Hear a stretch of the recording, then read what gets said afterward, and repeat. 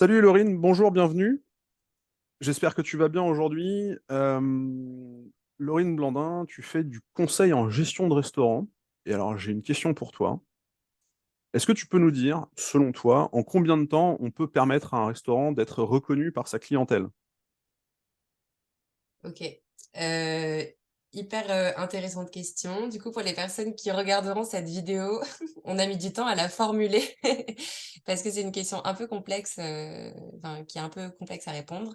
Du coup, avant de te donner une durée de temps, qui est la réponse qui, j'imagine, t'intéresse le plus, je peux te donner trois étapes, en tout cas essentielles pour être reconnu, et ensuite trois options de reconnaissance par les clients. Du coup, un restaurant aujourd'hui, pour être connu, déjà, il doit créer un concept. Donc, en gros, euh, un concept, c'est l'identité, c'est la marque, c'est l'offre food, c'est l'ambiance, la façon dont tu t'adresses aux clients, tes valeurs et tout. Quand tu vas ouvrir un restaurant, en gros, tu vas essayer de créer le concept le plus cohérent du monde. Et le plus cohérent, ça veut dire que tu vas aller dans un niveau de détail qu'en fait, on n'anticipe jamais assez. Mais du coup, plus tu vas dans un niveau de détail poussé, plus tu es cohérent, plus tu es fort. Donc déjà, tu vas marquer l'esprit des clients. Tu vois, ça, c'est les restaurants qui ont des petites surprises un peu partout, qui ont même des trucs loufoques dans les toilettes, des décos bizarres et tout. Tu vois, c'est des trucs où Hmm, vraiment, quand t'es client, quand tu vas, tu te dis, ouais, mais il y a des surprises ça partout, c'est marque. cool.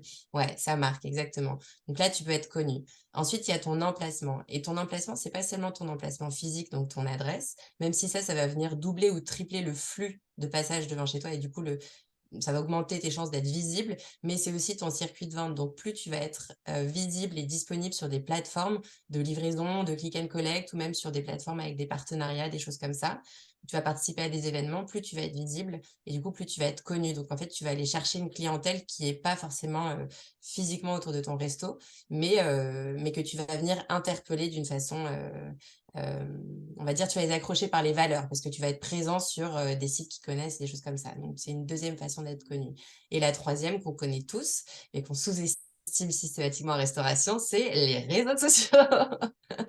Donc, Évidemment. l'utilisation des réseaux sociaux, ouais, ça paraît tout simple, et en fait, c'est possible de mal utiliser les réseaux sociaux, et pour ça, ça te backfire un peu dans la tronche quand tu as un restaurant, c'est quand tu le fais pas bien, et du coup, c'est hyper important quand on ouvre un resto d'aller investir du temps et des moyens dans sa communication digitale. Et pour te donner un exemple, aujourd'hui, il y a de plus en plus de restaurants qui sont connus avant même d'être ouverts. Ça veut dire Ouais. qu'ils n'ont même pas ouvert leurs portes, personne n'a goûté leur plat, ils sont déjà connus, reconnus, ils ont fidélisé des clients juste parce que leur com est incroyable, que leur marque est très cohérente, le concept est cohérent. Et en fait, ils ont fait une promesse tellement importante que quand les personnes viennent goûter, bon, si elles sont pas déçues, elles sont déjà fidélisées à vie et elles reviennent avec tous leurs potes le lendemain. Par contre, si elles sont déçues, c'est qu'il y a un problème au niveau de la cohérence du concept et des choses comme ça.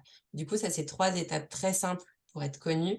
Et ensuite, pour être reconnu, en fait, c'est tout simplement l'alignement de ces étapes. Donc, c'est un petit peu ce que je te disais.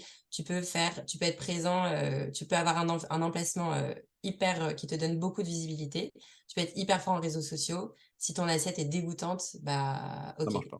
ouais, tu braques le pattern, exactement. Tu peux avoir un super emplacement, tu peux être super fort en réseaux sociaux, tu vas servir à une saucisse pure et froide, j'en sais rien, ça va pas marcher. Mais tout comme si tu as le meilleur concept du monde, que tu communiques bien et que tu es caché dans la ruelle la plus sombre de la banlieue la plus sombre de la ville.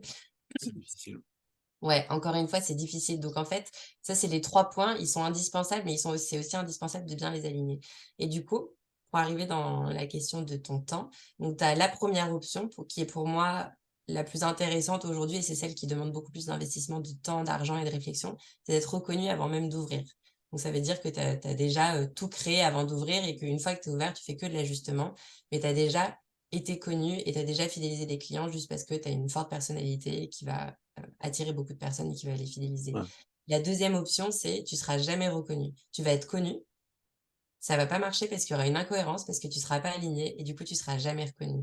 Et ça arrive beaucoup dans Paris. Il y a des restaurants incroyables qui ouvrent et 6 mois après ils sont rasés et c'est juste parce qu'ils ont fait un énorme buzz à l'ouverture. C'est hyper beau, le concept est canon et tout. très bien positionné, mais je sais pas, que ce soit dans le lieu où le concept n'était pas assez fort ou le positionnement prix, j'en sais rien, un truc qui n'était pas aligné. Et du coup, ils seront jamais reconnus. Ça veut dire que tes clients, ils viennent une fois, mais ils reviennent pas. C'est le pire des cas. C'est celui qui coûte le plus cher, en fait, en tout cas à gérer. Et le troisième cas, c'est celui que moi je connais le mieux et qui est un petit peu le plus abordable. Et c'est celui qu'on voit le plus en restauration indépendante. C'est je crée un concept qui est cohérent mais qui est pas très fort. J'ai un bon emplacement, mais c'est pas le meilleur emplacement. Et je communique, mais je suis pas non plus le plus gros communicant. Et du coup, je vais venir chercher de la clientèle. Je vais être connue de ma clientèle un petit peu plus doucement. Ça va prendre plus de travail. Mais par contre, je vais être reconnue très efficacement parce que je suis bien alignée. Et du coup, je vais faire une croissance assez douce, donc qui est un peu de clients, un peu d'utilisation, un peu de clients, un peu d'utilisation. Et c'est la plus solide à long terme, en fait. C'est la plus pérenne. Parce que du coup, c'est quelque chose qui se fait sur le plus long terme. C'est hyper difficile de décevoir un client quand il a été satisfait 3 fois. A priori, c'est qu'il va t'aimer à vie.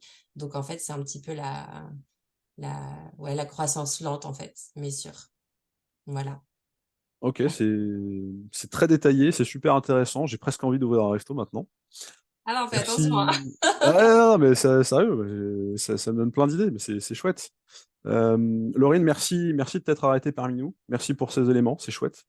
Bonne continuation. À bientôt. Vas-y, bye.